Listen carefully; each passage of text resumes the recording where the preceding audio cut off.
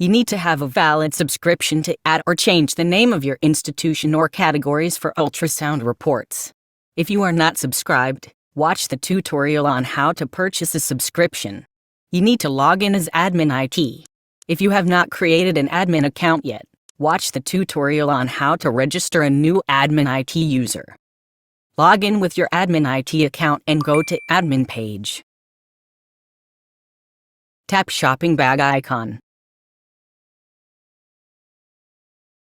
To permanently add the name of your institution to reports or worksheets, enter the name in the related field and tap Save.